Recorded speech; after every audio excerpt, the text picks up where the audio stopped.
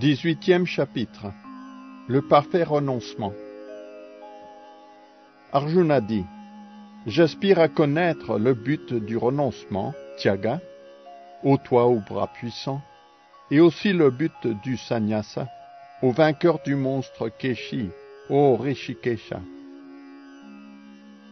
Le Seigneur bienheureux dit: abandonner les fruits de tout acte, voilà ce qu'entendent les sages par ce mot renoncement, Tyaga. Et ce que les grands érudits nomment sannyasa, c'est l'état même de l'homme qui pratique ce renoncement.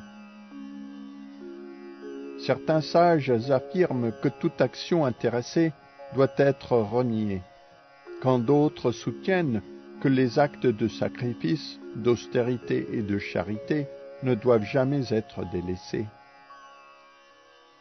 De mes lèvres, à présent, au meilleur des bharatas, écoute la nature du renoncement. Les Écritures, au tigre entre les hommes, distinguent en lui 3 ordres. On ne doit nullement renoncer aux actes de sacrifice, d'austérité et de charité. Il faut certes les accomplir. Au vrai, ces sacrifices, austérité et charité sanctifient même les grandes âmes. Mais toutes ces pratiques, il faut les accomplir sans en attendre aucun fruit, seulement par sens du devoir au fils de Pritha. Telle est mon ultime pensée. Jamais on ne doit renoncer au devoir prescrit. De l'homme qui, sous l'emprise de l'illusion, le délaisse, on dit que son renoncement relève de l'ignorance. Et celui qui, par crainte ou le jugeant pénible, se dérobe au devoir prescrit, on le dit dominé par la passion. Jamais un tel acte ne saurait conférer l'élévation qui résulte du renoncement. Mais celui qui accomplit le devoir prescrit, pour la seule raison qui doit être accompli, sans aucun attachement pour les fruits de son acte, celui-là, ô Arjuna, son renoncement procède de la vertu. L'homme d'intelligence, établi dans la vertu, qui ne hait l'action défavorable, ni ne s'attache à l'action propice, n'éprouve aucun doute quant à l'agir. Impossible en vérité est, pour l'être incarné, le renoncement à tout acte. Et donc le vrai renoncement, on dira que le pratique celui qui renonce au fruit de l'acte. Le triple fruit des actes, désirables, indésirables et mixtes, guette, après la mort, l'homme qui n'a pas pratiqué le renoncement. Mais le sannyasi n'aura ni à jouir, ni à souffrir d'un tel fruit. Laisse-moi t'instruire, ô Arjuna, aux bras puissants, des 5 facteurs de l'acte, que décrit la philosophie du Sankhya. Ils sont le lieu, l'auteur, les sens, l'effort et surtout l'âme suprême. Quelque acte, bon ou mauvais, que l'homme accomplisse par le corps, le mental ou le verbe, procède de ces 5 facteurs. Et donc, celui qui se croit seul agissant, qui ne considère pas les 5 facteurs de l'acte, ne montre certes pas grande intelligence, et se trouve par là dans l'incapacité de voir les choses en leur juste relief. Celui dont les actes ne sont pas motivés par le faux ego, dont l'intelligence ne s'enlise pas, tua-t-il en ce monde, jamais ne tue. Jamais non plus ses actes ne l'enchaînent. Le savoir, l'objet du savoir et le connaissant sont les 3 facteurs qui suscitent l'acte. Les sens, l'acte en soi et son auteur forment la triple base de toute action. Il est 3 ordres de savoir, d'acte et d'agissant. Ils correspondent aux 3 gunas. Écoute-moi te les décrire. Le savoir par quoi l'on distingue, en toutes existences, une essence spirituelle unique, impérissable, une au sein du multiple, Ce savoir, sache-le, procède de la vertu.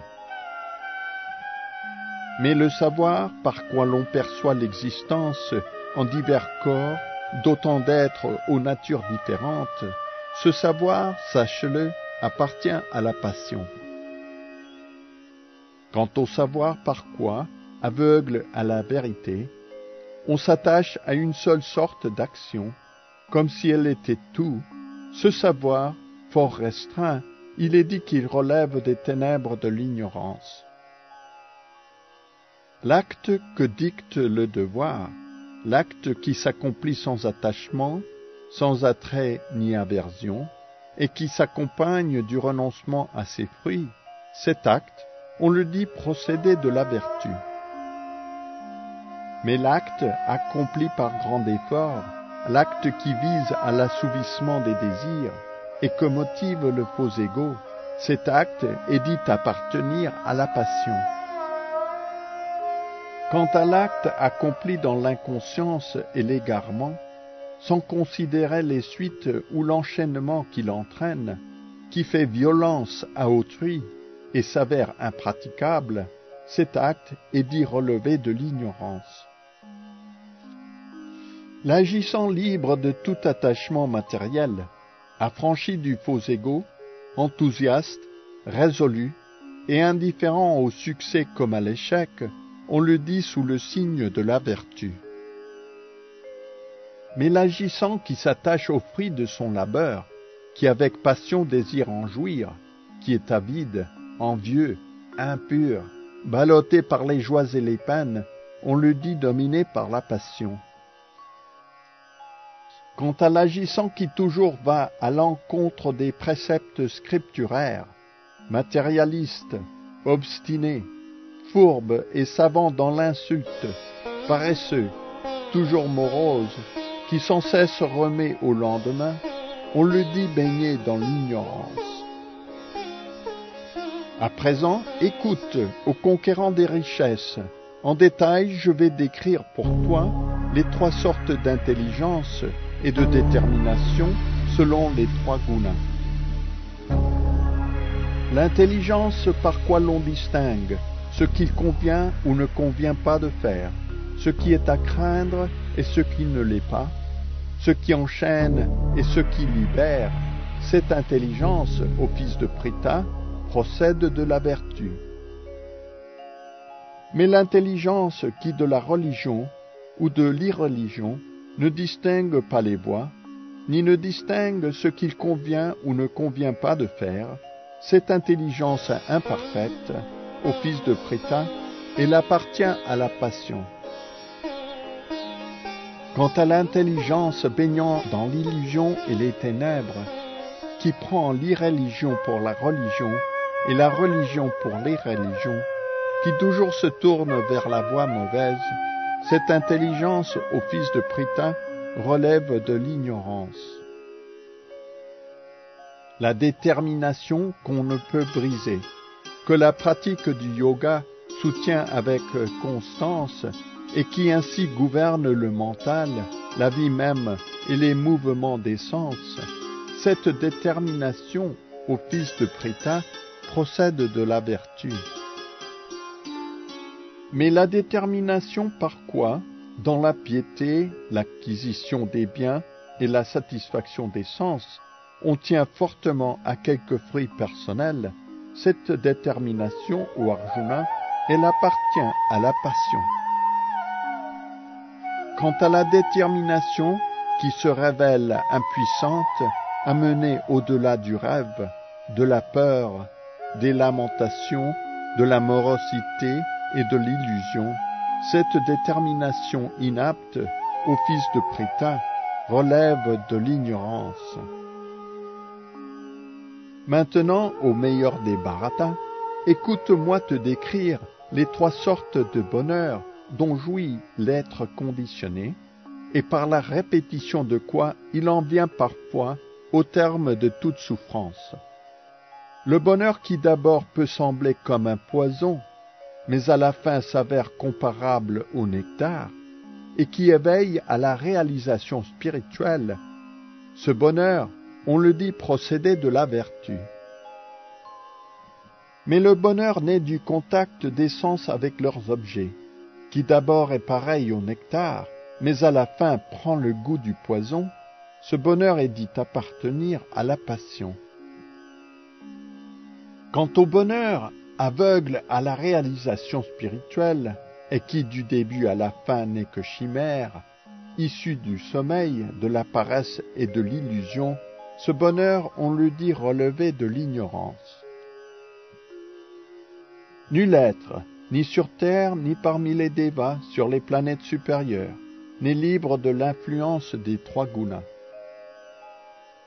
Brahmana, Kshatriya, Vaishya et Shudra se distinguent par les qualités qu'ils manifestent dans l'action au vainqueur des ennemis, selon l'influence des trois gunas.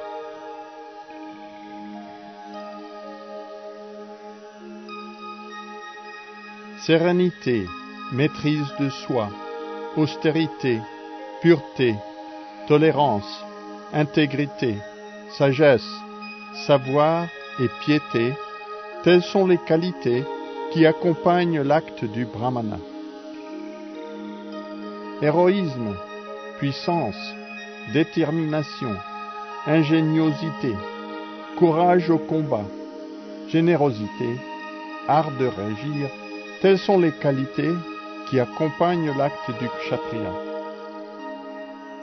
L'aptitude à la culture des terres, aux soins du bétail et au négoce, voilà qui est lié à l'acte du vaishya. Quant au shudra, il est dans sa nature de servir les autres par son travail. En suivant dans ses actes sa nature propre, chaque homme peut connaître la perfection. Comment accomplir cela? Écoute-moi te le dire à présent. En adorant le Seigneur, l'omniprésent, à l'origine de tous les êtres, l'homme peut, dans l'accomplissement de son devoir propre, atteindre la perfection. Mieux vaut s'acquitter de son devoir propre, fût-ce de manière imparfaite, que d'assumer celui d'un autre, même pour l'accomplir parfaitement. Par l'accomplissement des devoirs prescrits, que sa nature assigne à chacun, on n'encourt jamais le péché. Comme le feu est couvert par la fumée, toute entreprise est voilée par quelque faute. Aussi, au fils de Kunti, nul ne doit abandonner l'acte propre à sa nature, fût-il empreint de tâches. L'homme peut goûter les fruits du renoncement par la simple maîtrise de soi, le détachement des choses de ce monde et le désintérêt à l'égard des plaisirs matériels. Là réside en fait la plus haute perfection du renoncement. Brièvement, ô fils de Kunti, apprends de moi comment, si l'on agit de la façon que je vais t'exposer, on peut atteindre la perfection suprême, le niveau du Brahman. Tout entier purifié par l'intelligence, maîtrisant le mental avec détermination, renonçant aux objets qui font le plaisir des sens, affranchi et de l'attachement et de l'aversion, l'homme qui vit en un lieu retiré, qui mange peu et maîtrise le corps et la langue, qui toujours demeure en contemplation, détaché, sans faux égaux, sans vaine puissance ou vaine gloire, sans convoitise ni colère, qui se ferme aux choses matérielles, libre de tout sentiment de possession, serein, cet homme se trouve certes élevé au niveau de la réalisation spirituelle. Celui qui atteint le niveau spirituel réalise du même coup le Brahman suprême et y trouve une joie infinie. Jamais il ne s'afflige, jamais il n'aspire à quoi que ce soit. Il se montre égal envers tous les êtres. Celui-là obtient alors de me servir avec un amour et une dévotion pure. À travers le service de dévotion, et seulement ainsi, peut-on me connaître tel que je suis. Et l'être qui, par une telle dévotion, devient pleinement conscient de ma personne, entre alors en mon royaume absolu. Bien qu'engagé en des activités de toutes sortes, mon dévot, sous ma protection, atteint par ma grâce, l'éternelle et impérissable demeure. Dans tous tes actes, ne dépend que de moi, et place-toi toujours sous ma protection. Ce service de dévotion, accomplis-le en pleine conscience de ma personne. Si tu deviens conscient de moi, tous les obstacles de l'existence conditionnée, par ma grâce, tu les franchiras. Si toutefois, tu n'agis pas animé par une telle conscience, mais par le faux ego, me fermant ton oreille, tu seras perdu. Si tu n'agis pas selon mes directives, si tu refuses de livrer le combat, tu te verras alors fourvoyé, et par ta nature, il te faudra tout de même combattre. Sous l'emprise de l'illusion, tu refuses à présent d'agir selon mes instructions, mais contraint par ta propre nature, tu devras agir de même, ô fils de Kunti. Le Seigneur suprême se tient dans le cœur de tous les êtres, ô Arjuna, et dirige leurs errances à tous, qui se trouvent chacun comme sur une machine constituée d'énergie matérielle. Abandonne-toi tout entier à lui, ô descendant de Bharata. Par sa grâce, tu connaîtras la paix absolue, et tu atteindras l'éternelle et suprême demeure. Ainsi, t'ai-je dévoilé le plus secret des savoirs. Réfléchis mûrement, puis agis comme il te plaira. Si je te révèle cette part du savoir, la plus secrète, c'est que tu es mon ami très cher. Écoute ma parole, car je la dis pour ton bien. Emplis toujours de moi ton mental, et deviens mon dévot. Offre-moi ton hommage, voue-moi ton adoration, et certes à moi tu viendras. Cela, je te le promets, car tu es mon ami infiniment cher. Laisse là toute autre forme de religion, et abandonne-toi simplement à moi. Toutes les suites de tes fautes je t'en affranchirai, n'aie nulle crainte. Ce savoir secret ne saurait être dévoilé aux hommes ni austères, ni dévoués, ni engagés dans le service de dévotion, ou qui m'envient. Pour celui qui enseigne ce secret suprême à mes dévots, le progrès dans le service de dévotion est assuré, et à la fin, nul doute, il reviendra à moi. Nul de mes serviteurs en ce monde ne m'est plus cher que lui, et jamais nul ne me sera plus cher. Et je le proclame, celui qui étudiera cet entretien sacré, le nôtre, m'adorera par son intelligence. Quant à celui qui l'aura écouté avec foi, sans envie, il s'affranchira des suites de ses actes coupables, et atteindra les planètes où vivent les vertueux. Ô Arjuna, conquérant des richesses, as-tu tout écouté d'un mental parfaitement vigilant? Tes illusions, ton ignorance, sont-elles à présent dissipées?